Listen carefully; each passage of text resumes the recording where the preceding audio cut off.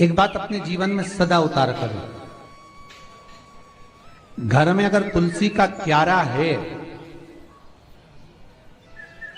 तो तुलसी महारानी हमें ये बता देती है कि हमारे घर में सुख आने वाला है कि दुख आने वाला। जैसे शनि अपना प्रकोप दे रहा है या शनि उतर रहा है, ये किसी से पूछने की जरूरत नहीं पड़ती, अपने आप मालूम पड़ जाता। कैसे? शनि कथा अगर आपने सुनी हो तो उसमें व्याख्यान आता है शनि कथा में, पांव की चप्पल बार बार टूट रही हो, कमर से नीचे जो वस्त्र पहने हो वो फट रहे हो, कहीं पजामा है, धोती है, आदि वस्त्र हैं, कपड़े हैं, वो अपने आप फट। आज के जमाने में तो फटे फटाए पहनते हैं लोग, कैसे तो उसकी गारंटी नहीं है, उसका हम वर्णन नहीं कर। हम जब पहनते हम समझ जाते हैं इसको शनि तो ऑलरेडी लगा ही हुआ। जब उनका घुटना घुटनी सब फटा हुआ दिखता है तो उसमें लग जाता है कि शनि पहले से लग गया बापड़ा, उनके पहने से तो मालूम पड़े। शनि का नियम है, शनि कथा कहती है पांव की चप्पल बार बार टूट रही हो, घिस गई हो, बद्दी टूट रही हो, कुछ कर रही हो, और अगर कमर से नीचे जो वस्त्र पहने हो वो अपने आप फट रहे हो, समझ लेना कि शनि पांव से प्रवेश कर रहा, मतलब अपनी प्रखरता शनि दिखा रहा। किसी मंदिर में गए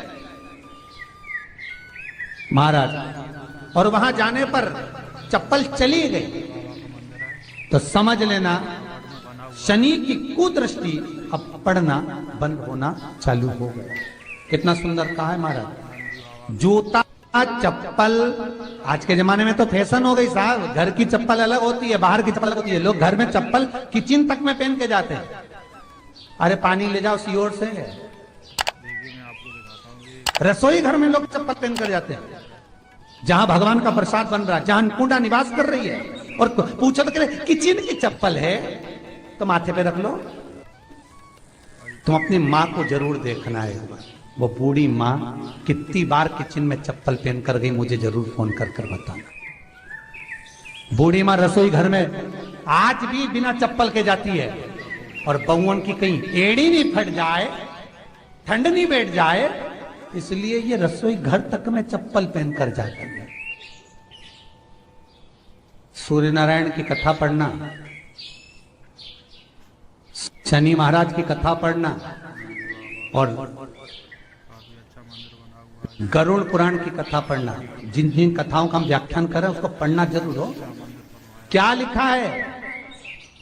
घर के अंदर जब चप्पल जाती है, रोग, बीमारी, कष्ट, तकलीफ चालू हो जाती है। तुमने चप्पल क्यों पहनी? ठंड नहीं बैठ जाए, रोग नहीं बैठ जाए। घर के अंदर उतना बढ़ गया, एक कालीन बिछा दो, एक दरी बिछा दो, मोटा आसन बिछा दो, जिस पर तुम चल लो।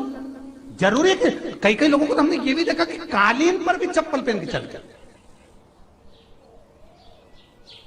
और ब्राह्मणों को भोजन परोस रहा है, गुरुजन को भोजन परोस रहा है, ठाकुर जी की थाली बना रहा है, ठाकुर जी का थाल लगा रहा है, तो भी चप्पल है पांव में। तेरा क्या होगा रे कालिया, क्या होगा? विचार तो करो। देह पड़ी रे जाए यहीं पर,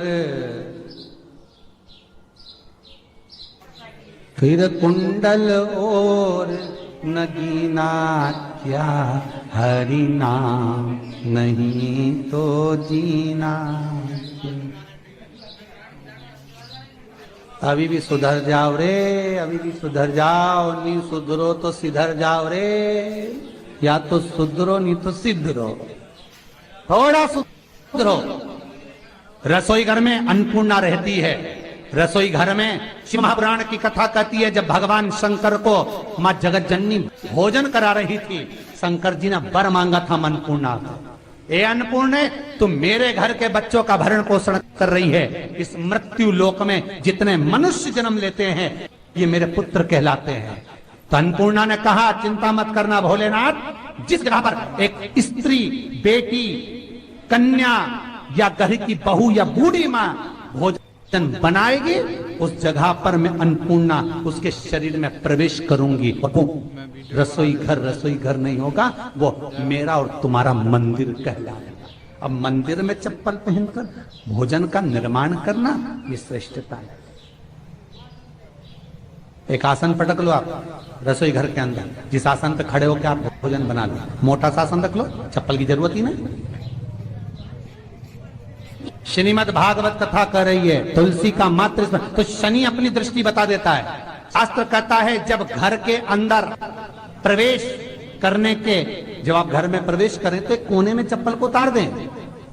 बाहर जगह नहीं है तो घर के अंदर प्रवेश कर कर लेफ्ट में चप्पल को उतार दें, और 7 या 3 कदम के अंदर चप्पल उतर जाना चाहिए घर के अंदर भी। और उसके बाद अगर चप्पल अंदर प्रवेश कर रही है तो राहु केतु शनि के साथ प्रवेश करते हैं, जिसके घर में बीमारी कभी पीछा नहीं छोड़।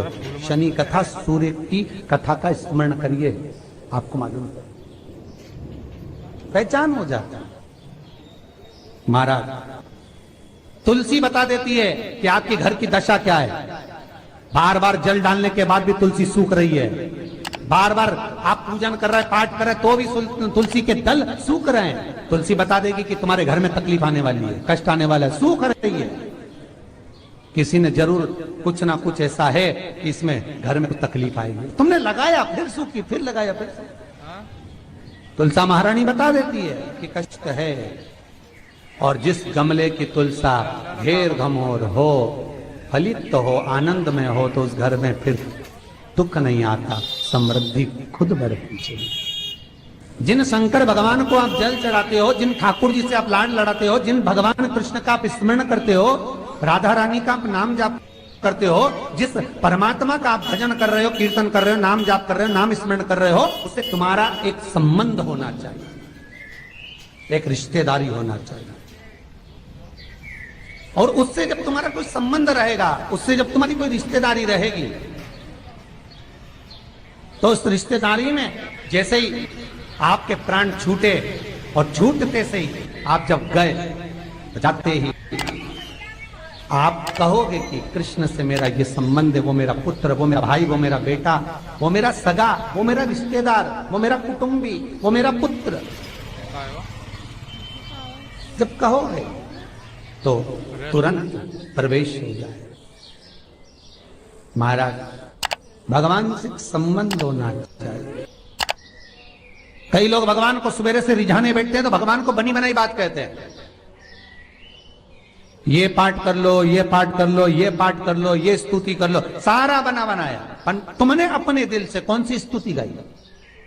तुमने अपने दिल से कौन सा भगवान को निवेदन करा, कौन सा नमन करा? बस सवेरे उठना है, नहाना है, भगवान के सामने जाना है, भगवान को नहलाना है, कपड़े पहनाना है, अगरबत्ती लगाना है, थोड़ा सा शक्कर का भोग लगाना। इतने सारे देवी देवता, शंकर जी, राम जी, गणेश जी, सारे देवता, और 2 खुरमा लेके आए, 1 बालूशाही लेके, 2 मठरी लेकर आ गए, 1 मठरी लेकर आ गए, और भगवान को इतनी सी कटोरी में रख दिया। अब बोले, कई लोगों से पूछा, इतनी सी कटोरी में 1 मठरी, 1 खुरमा